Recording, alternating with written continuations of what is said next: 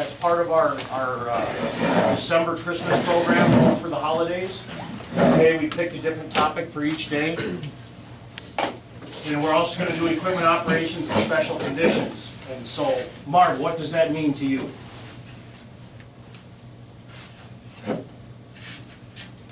Getting ready for cold weather. Whatever you need for the cold weather. Okay. What kind of devices or safety devices would you want in your truck or in your possession?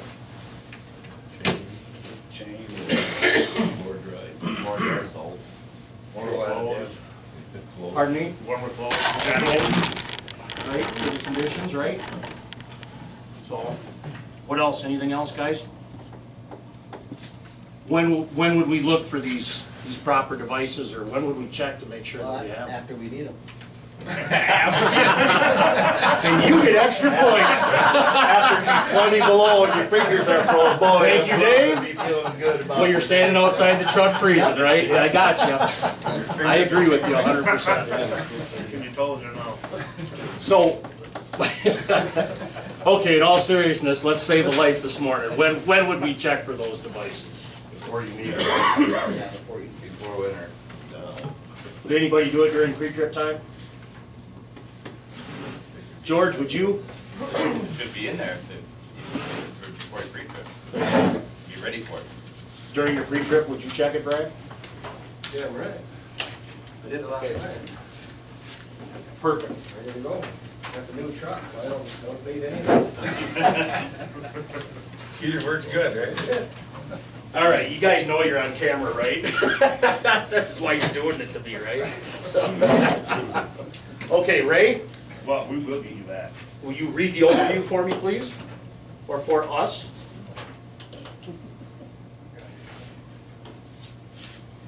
Ray, you put your Sunday go to meeting shirt on.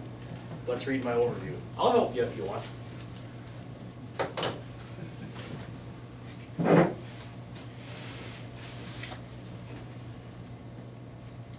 I want to be George. Okay. Why don't we just do the quiz and get the hell out of here? Do you want me to answer that? David, what? Sorry. Okay, thank you, Ray. Start with the overview. Read this section, please. There will probably be times that you will need to become familiar with the new equipment or vehicle, Bradley. You may also inquire changes or special conditions that relate to a piece of equipment or vehicle when working under these conditions. Your main goal is safety first, for you and for those around you. Very good. Thank you, sir. You're welcome. Who's next? We're just going to go right in order this morning, right? I'll let Ricky go next with the definition. I know you did. You're a two-timer. Jesus Christ, this is a long one. Sometimes there is pollutions that occur that can create a temporary or special conditions that must be managed. These is really any type of change for your normal routing. Can anyone give me an example of this on the job? A block entrance to school, shopping centers, etc., roads under construction, driving a difficult truck, etc. What makes these things hazardous? Take someone out of their normal routing. Thank you, Ricky.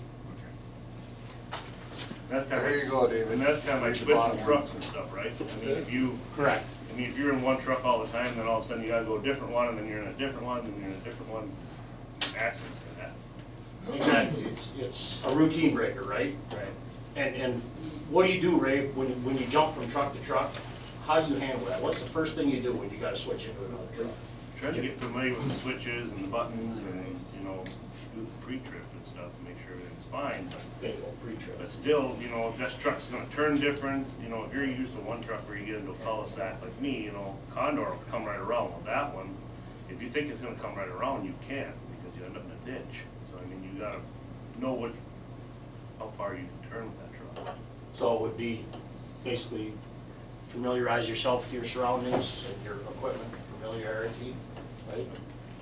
Okay. Thank you, Ray. It's a good example. Avoiding incidents. There are some steps that you can take when you find yourself in this type of situation.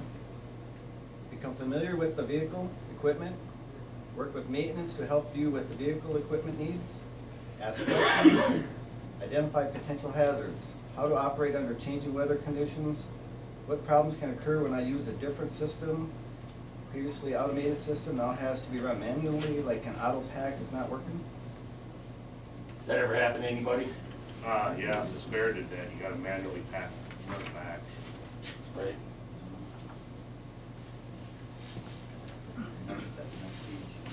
So what are some other examples of fleet preparedness for winter? You know, when we talk about fleet preparedness, do you guys think that pertains to you or just to maintenance? Is there anybody? Everybody.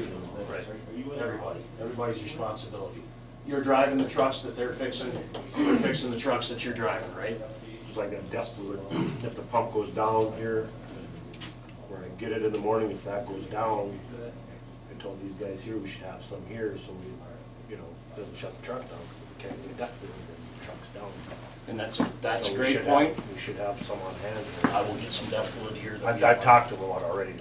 I think it's in the process Okay. of happening already, so. That's a great point for you guys that are running regen systems, liquid regen systems. You know, we want to make sure we have that fluid. So, and I believe you can get it at Cenex, is that correct as Yeah, well? they got a pump there. Okay. Pete's. Pete's, yeah, Pete's South. Cenex too? No, not seven. Pete's. Sorry, Pete's South, correct. Okay.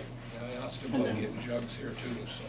Yep, and I believe it comes in 2.5 gallon jugs. Yep. So if we can get some of those in hand, They we'll have do them that. up to Staymark, they said you can't get them off the fuel card. Okay, well, You can only get fuel. like Ryan said, I think it's in the process of coming here, and I'll double check on that, because that's a great point, so. Just to have them on hand the way you know, you get there in the morning and, you know, I mean, I've been to Cenex and the fuel pumps are shut down. You have to go across the street. Well, dip pump's down, truck's down. Right. So, All right, good points, guys, good points. So let's use them. You know, they're all great points in here when we're training, but let's use them. Let's put them to work on the street, right? All right, a special condition is any type of change from your normal route. True. True? True. Blocked entrances and road construction are not considered a special condition.